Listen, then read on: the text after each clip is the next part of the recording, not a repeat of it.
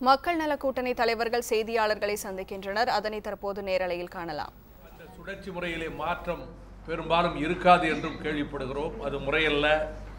மக்கள் தொகை அடிப்படையில் அந்த சுழற்சி வந்தால்தான் அது உண்மையாக நாம் எந்த நோக்கத்துக்காக அந்த சுழற்சி முறையை ஏற்படுத்தினோமோ அந்த நோக்கம் நிறைவேறுவதாக இருக்கும்.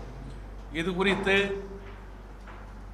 4 கட்சிகளும் இணைந்து உள்ளாட்சி தேர்தலை சந்திப்பது குறித்து இந்த மாதம் ஆகஸ்ட் மாதம் 3வது வாரத்திற்குள்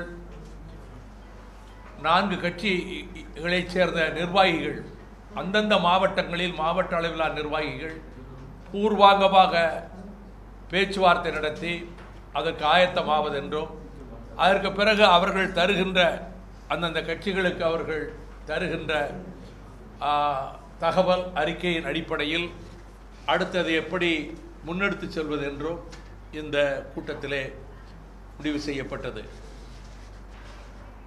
இன்னும் ஒரு முக்கியமான பிரச்சனையாக இந்தியாவினுடைய பன்முகத்தன்மையை அடியோடு சிதைக்கின்ற விதத்தில் இந்துத்துவா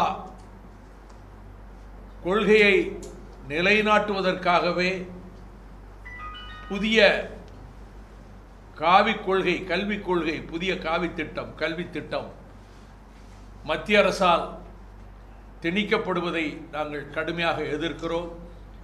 இந்தியா பூராவிலும் மதச்சார்பற்ற தன்மைக்கு ஒரு பேர் ஆபத்து ஏற்பட்டிருப்பதால் தான் குஜராத்தில் மிக கொடூரமான சம்பவம் உலகமெல்லாம் கண்டனம் வருகின்ற விதத்தில் சங்கிலியால் பிணைக்கப்பட்டு அந்த தலித் இளைஞர்கள் மிக கொடூரமாக அவர்கள் தாக்கப்பட்ட சம்பவமும், அதே போல பீகாரில் இது எருமை மாட்டு இறைச்சி என்று சொல்லி அந்த சகோதரிகள் சொல்லி போயிருக்கக்கூடிய இடத்திலே கூட உத்தரப்பிரதேசம் பீகார் போன்ற இடங்களிலும் தொடர்ந்து இப்படிப்பட்ட தாக்குதல்கள் நடைபெற்று கொண்டிருப்பதும் எங்களுக்கு மிகுந்த கவலை அளிக்கிறது.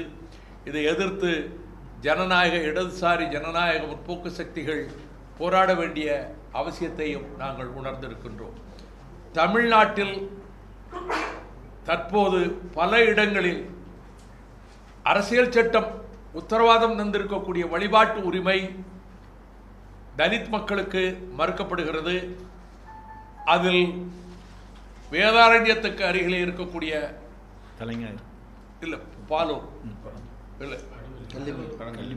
பழங்கள்ளிமேடு, வேதாரண்யத்துக்கு அருகே இருக்கக்கூடிய பழங்கள்ளிமேடு என்கிற இடத்தில் தலித் சகோதரர்கள் அவர்கள் வழிபாட்டு உரிமைக்கு அவர்கள் மண்டகப்படி கேட்கிறார்கள். இது ஒரு உரிமையாக இருக்கக்கூடிய மண்டகப்படியோடு எங்களுக்கும் சேர்த்தே அனுமதி கொடுங்கள் என்பதற்கு மறுப்பு தெரிவிக்கின்ற காரணத்தினால் நாங்கள் மதமாற்றம் செய்து கொள்ளப் போகிறோம் என்ற அறிவிப்பெல்லாம் வெளிவந்திருக்கிறது. அதை போலவே கடலூர் மாவட்டத்தில் பாலூர் என்கிற இடத்தில்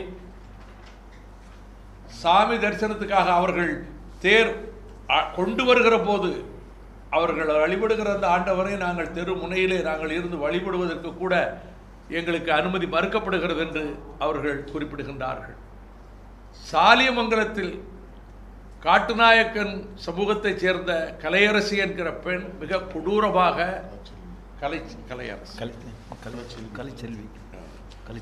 கலைச்செல்வி என்கிற அந்த சகோதரி மிக கொடூரமான முறையில் பாலியல் வன்முறைக்கு உள்ளாக்கப்பட்டு படுகொலை செய்யப்பட்டிருக்கிறார். இது மிகுந்த கவலையை தருகிறது. கண்டனத்தை நாங்கள் வெளிப்படுத்துகின்றோம். கடந்த சில நாட்களுக்குள்ளாக நடைபெற்றிருக்கக்கூடிய நாள்தோறும் பத்திரிகையை புரட்டுவதற்கு அஞ்சுகிற விதத்தில் நடைபெறுகிற படுகொலைகள், உயிர்களுக்கு பாதுகாப்பற்ற ஒரு நிலைமை இருப்பதும், இதில் கூலிப்படைகள் செயல்படுவதும், அவை கடுமையான நடவடிக்கை மேற்கொண்டு இதை தடுக்கப்பட வேண்டியதன் அவசியத்தை உணர்கிறோம். 3 வயது 4 வயது சின்னஞ்சிறு பிஞ்சு பெண் குழந்தை கொடூரமான பாலியலுக்கு ஆளாக்கப்பட்டு அதற்கு பிறகு கொல்லப்பட்ட அந்த சம்பவமும் மிகுந்த அதிர்ச்சியை தருகிறது.